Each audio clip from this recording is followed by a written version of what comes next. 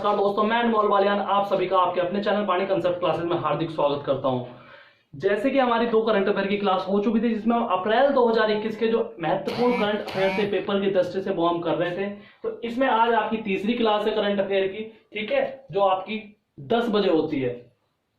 हालांकि मैं क्लास होने से पहले आपको शॉर्ट डाल देता हूं कि आपकी क्लास इतने बजे आ रही है, और इसका भी शॉर्ट आपको मिल जाया करेगा जब भी क्लास हुआ करेगी। ये क्लास हमने क्या है, ये क्लास हमने अल्टरनेट डेज पे रखी है, क्योंकि इसके साथ साथ हम सोच रहे हैं स्टैटिक जीके भी क्लास रखें। तो कुछ क्लास जो है, जैसे आज हमने कोई क्लास पॉलिटी की कर ली, तो हम सोच रहे हैं कि 2 दिन पॉलिटी करके 2 दिन पॉलिटी का रिवाइज कीजिए, इसके साथ फिर हम 1-2 दिन करंट अफेयर रख लेंगे, फिर 2 दिन स्टैटिक जीके रख लेंगे। और आपको मैं बता दूं कि आपकी मंडे से जो क्लास शुरू हो रही है, आपकी मंडे से इंग्लिश की क्लास शुरू हो रही है। किसी भी एग्जाम के लिए, चाहे वो एसएससी सीजीएल हो, सीएचएसएल हो, एसएससी एमटीएस हो, कोई सा भी एग्जाम हो आपका, जिस पेपर में भी इंग्लिश आती है, ठीक है, उसके लिए आपको इंग्लिश की क्लास शुरू हो रही है। और जो आपकी शुरू करने वाले हैं पीयूष यादव। कौन? पीयूष यादव सर आपकी इंग्लिश की क्लास लेंगे, बहुत अच्छे से, बिल्कुल बेसिक से। हो सकता है थोड़ा शुरू में आपको अच्छा ना लगे कि हाँ ऐसा है वैसा है, पर मेरी आपसे रिक्वेस्ट है कि 4 से 5 दिन क्लास को जरूर लीजिए। 4 से 5 क्लास आप लीजिए, उसके बाद आप बताना कि क्लास कैसी है कैसी नहीं है, ठीक है, क्योंकि किसी भी चीज को समझने के लिए 4 से 5 दिन हमें चाहिए होते हैं। तो 4 से 5 दिन आप इनकी क्लास लीजिए, उसके बाद बताइए। कल जहां तक है 4 या 5 बजे आपको इंट्रो क्लास मिल जाएगी, फिर उस तरीके उसमें आपको बता देंगे कि आगे हम लेके चलेंगे, किस हिसाब से इंग्लिश को पढ़ेंगे, किस हिसाब से हम क्या करने वाले हैं। और इसके साथ बहुत जल्द मैंने आपको बोला था कि बहुत जल्द सारी क्लासेस शुरू होंगी, पर अल्टरनेट डेज पे, ठीक है। इसके साथ हम मैथ और हिंदी भी इस पे जल्दी शुरू करने वाले हैं। कौन सा? मैथ और हिंदी भी जल्दी शुरू करने वाले हैं। फिलहाल आप इंग्लिश की क्लास कल जरूर ना लेना बोलें, बिल्कुल भी, ठीक है। इंग्लिश की क्लास आपकी 5 बजे उसकी इंट्रोडक्शन क्लास होगी, आप लेना ना भूलें। चलिए चलते हैं अपने करंट अफेयर की ओर। तो पहला करंट अफेयर आपका है, पहला क्वेश्चन है, शांतिर उग्रसेना सैन्य अभ्यास। शांतिर उग्रसेना सैन्य अभ्यास, तो ये किस देश का है, किस देश द्वारा कराया गया है, कब कराया गया? तो ये जो शांतिर उग्रसेना सैन्य अभ्यास है, ये बांग्लादेश ने कराया है। किसने कराया? बांग्लादेश में आयोजन हुआ है, ठीक। कब हुआ है? 4 से 12 अप्रैल। 4 से 12 अप्रैल किस देश ने कराया है? बांग्लादेश ने आपका ये कराया है। अगर बांग्लादेश की बात करते हैं, किसकी? बांग्लादेश की, कि ये जो शांतिर उग्रसेना सैन्य अभ्यास है, इसका आयोजन क्यों किया गया? तो शेख मुजीबुर रहमान, कौन? शेख मुजीबुर रहमान, इनको आप जानते होंगे, यानी कि बांग्लादेश के पिता के रूप में जाने जाते हैं, बांग्लादेश के पितामह के रूप में जाने जाते हैं शेख मुजीबुर रहमान। इनका शताब्दी वर्ष क्या था? इनके शताब्दी वर्ष के अवसर पर किस अभ्यास को कराया गया? शांतिर उग्रसेना सैन्य अभ्यास का आयोजन कराया गया। दूसरी चीज क्या थी इसके साथ साथ, कि जो बांग्लादेश को आजादी के 50 वर्ष पूर्ण हो चुके हैं। कितने वर्ष पूर्ण हो चुके हैं? 50 वर्ष पूर्ण होने के अवसर में इस शांतिर सैन्य उग्रसेना अभ्यास का क्या किया गया? बांग्लादेश में आयोजन किया गया, ठीक है। और एक चीज और आप यहां पे लिख लेना साथ में, जो ये शेख मुजीबुर रहमान है, इनको किस चीज की उपाधि मिली हुई थी? तो इनको आपकी बंग बंधु की उपाधि मिली हुई है। किसकी? बंग बंधु। किसकी उपाधि मिली हुई है? बंग बंधु की उपाधि मिली हुई है। बांग्लादेश की अगर बात करते हैं, तो बांग्लादेश का राष्ट्रीय खेल हो जाता है आपका कबड्डी। कौन सा हो जाता है? कबड्डी। राजधानी हो जाती है बांग्लादेश की आपकी ढाका, और आपकी करेंसी हो जाती है टका। क्या हो जाती है? टका।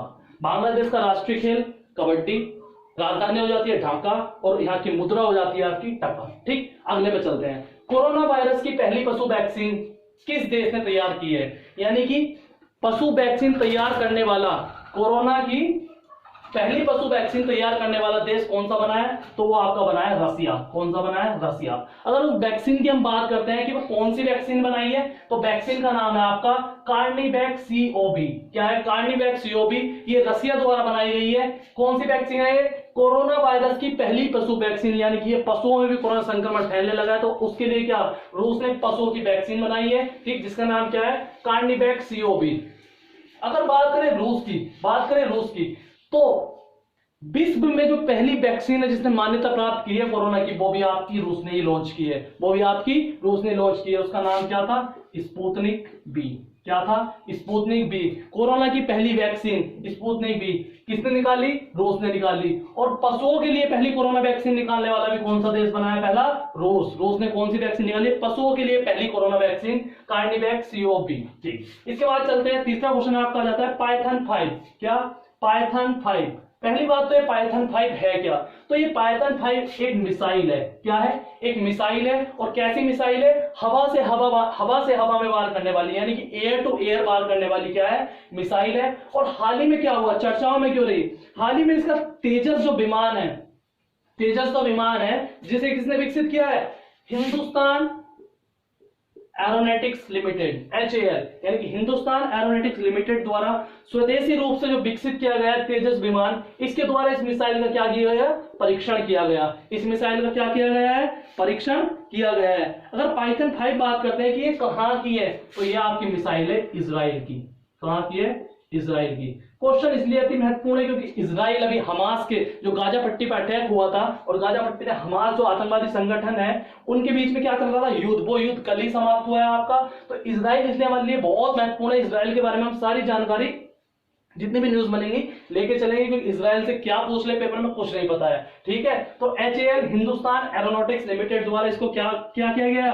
तेजस विमान को बनाया गया था। और ये कैसा विमान है? ये एक लड़ाकू विमान है। तेजस क्या है? एक लड़ाकू विमान है। और पाइथन 5 का जो सफल परीक्षण किया गया है वो तेजस विमान द्वारा किया गया है। ठीक, इसके आगे चलते हैं। वैशाली हिवा से। कौन? वैशाली हिवा से। अब ये चर्चाओं में क्यों रही? BRO, यानी कि BRO, पहली बात तो BRO का मतलब हो गया बॉर्डर रोड ऑर्गेनाइजेशन, यानी कि बॉर्डर रोड ऑर्गेनाइजेशन, सीमा सड़क संगठन।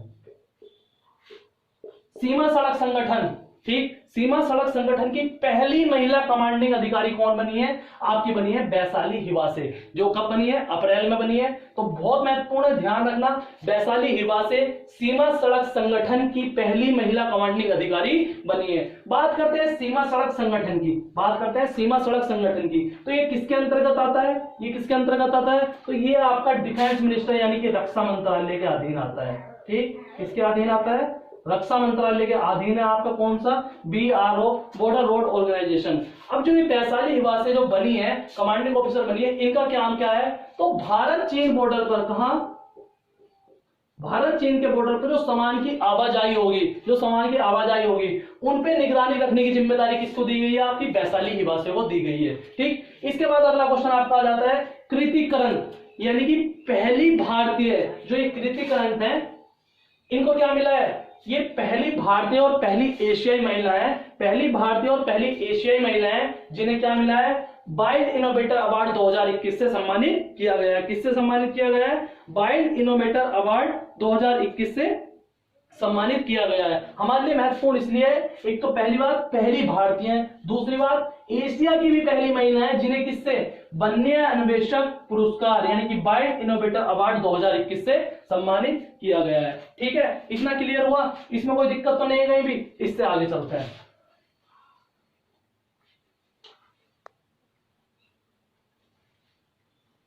सारी करंट अफेयर बहुत महत्वपूर्ण है पेपर की दृष्टि से, जो अच्छी हैं वही मैंने इसमें कराई। इसके बाद जो हमारा आने वाला है, इसके बाद जो हमारे हमने 5 करंट अफेयर जो हमारे महत्वपूर्ण कर लिए। इसके बाद हमारा आता है, अगला हमारा आ जाता है अमेरिका यानी कि USA के निचले सदन द्वारा वाशिंगटन डीसी को जो क्या है इस टाइम USA की कैपिटल है कौन? Washington DC. इसको 51वां राज्य बनाने के लिए बिल पारित किया है। किसने? USA के निचले सदन ने वाशिंगटन डीसी को 51वां राज्य बनाने के लिए बिल पारित किया। ठीक, आपसे क्वेश्चन पूछेगा कि किस देश के निचले सदन ने वाशिंगटन डीसी को वाशिंगटन डीसी को 51वां राज्य के रूप में बनाने के लिए बिल पारित किया है? तो आपका किसने किया है? USA के निचले सदन ने। ठीक, अगर बात करते हैं USA की, तो USA का आपको पता है जो USA के इस टाइम पे कौन है? राष्ट्रपति हैं, वे आपके हो जाते हैं जो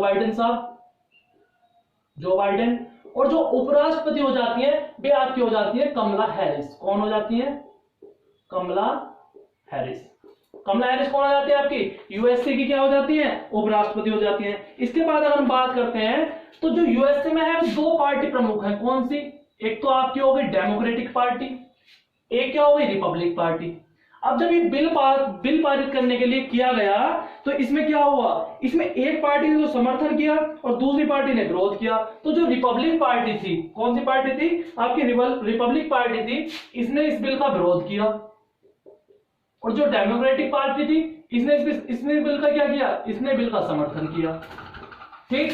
अब ये दो पार्टी जो है, एक तो इसमें ट्रम्प चाचा की है और दूसरी बाइडेन भैया की है। ठीक, पहली पार्टी कौन सी है, ट्रम्प चाचा की, और दूसरी कौन सी है, बाइडेन भैया की है। तो ये आपका यहाँ तक क्लियर हुआ। और बात करें विश्व बैंक, अब वर्ल्ड बैंक का हेडक्वार्टर कहाँ है, तो वो भी आपका कहाँ है, वॉशिंगटन डीसी में है। वर्ल्ड बैंक का हेडक्वार्टर कहाँ है, वॉशिंगटन डीसी में है। और वर्ल्ड बैंक के आपके जो हो जाते हैं अध्यक्ष, वो हो जाते हैं डेविड मालपास। कौन हो जाते हैं, डेविड मालपास। ठीक, इसके बाद अगला क्वेश्चन आ जाता है, आरबीआई ने प्राइवेट सेक्टर बैंकों के लिए, आरबीआई ने, रिजर्व बैंक ऑफ इंडिया ने प्राइवेट सेक्टर बैंकों में एमडी, सीईओ और पूर्णकालिक निदेशक के कार्यकाल को कितना सीमित कर दिया गया है। यानी कि जो प्राइवेट सेक्टर बैंक होते थे, इनमें क्या था, इनमें जो इनका कार्यकाल होता है सीईओ का, एमडी का और अंशकालिक निदेशक का, ये पहले कितने भी साल तक रह सकते थे। 5 साल पूरे कर लिए, फिर 5 साल के लिए बन गए, 5 साल पूरे कर लिए, फिर 5 साल के लिए बन गए, या फिर लगातार 15-20 साल तक एक ही आदमी बैठा रहता है। अब आरबीआई ने क्या किया, आरबीआई ने इसकी सीमा निश्चित कर दी। किसकी, इसकी एक सीमा निश्चित कर दी, और जो सीमा रखी गई है वो है 15 वर्ष, कितनी, 15 ईयर या फिर 70 ईयर।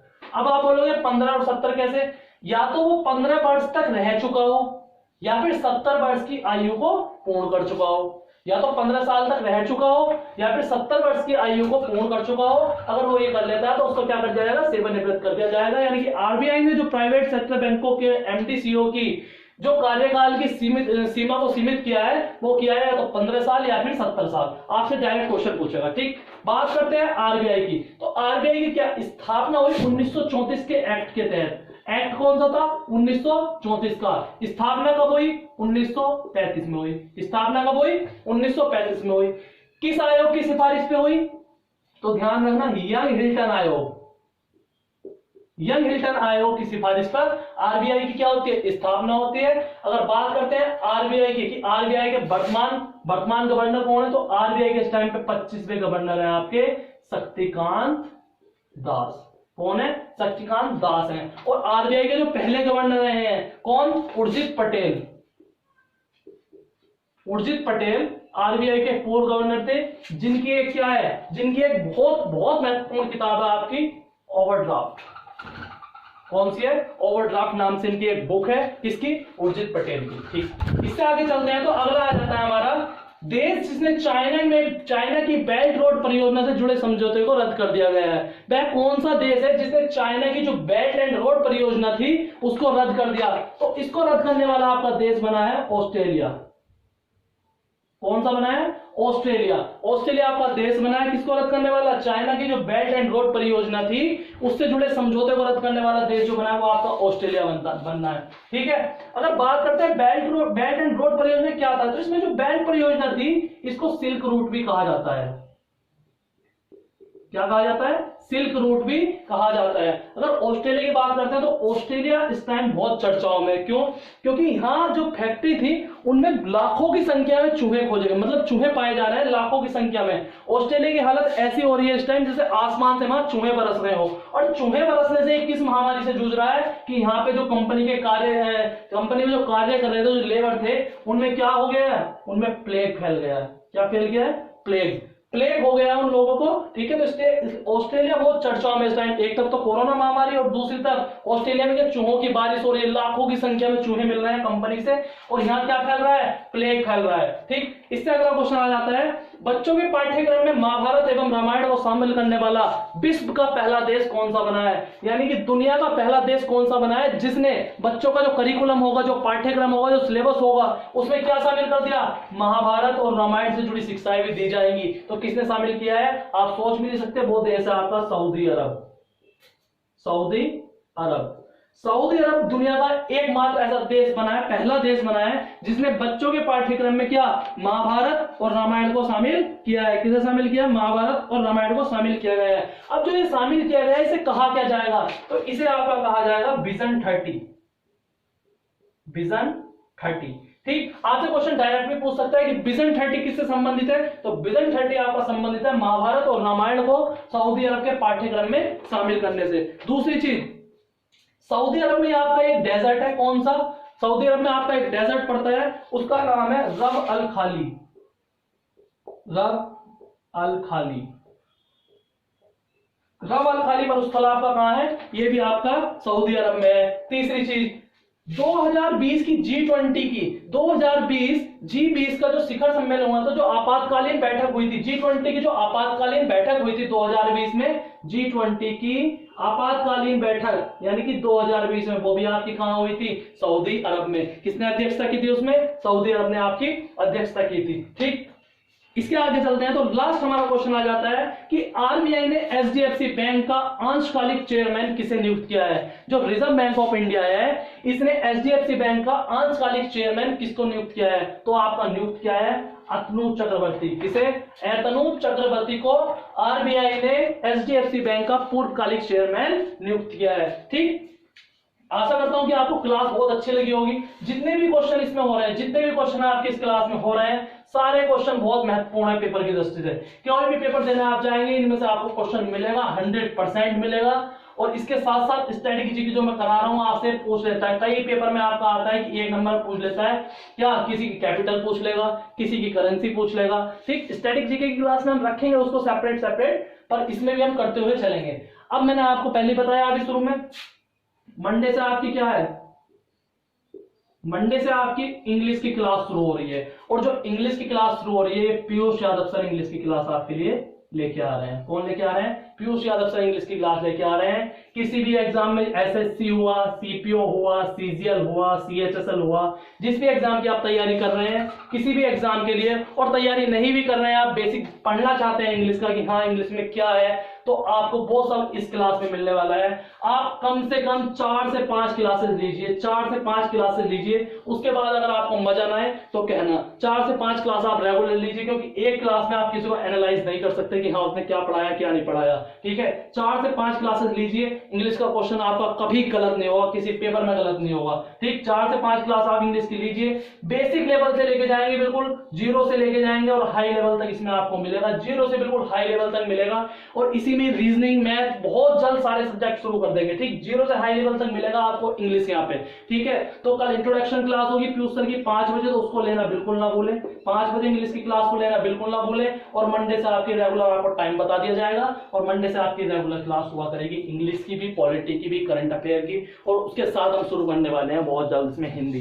ठीक है, तो वीडियो आपको कैसी लगी ज्यादा से ज्यादा शेयर करें। जो भी इंग्लिश पढ़ना चाहते हैं ज्यादा से ज्यादा लोगों को शेयर करें, अपने सब दोस्तों को बताएं कि इंग्लिश की क्लास शुरू होने वाली है बानी कंसेप्ट क्लासेस पर। धमाकेदार, बिल्कुल धमाके के साथ क्लास शुरू होगी। वीडियो आपको कैसी लगी जरूर बताएं। चैनल को सब्सक्राइब करना बिल्कुल ना भूलें। और हाँ, वीडियो अच्छी लगा तो लाइक जरूर किया करें। Thank you, have a nice day.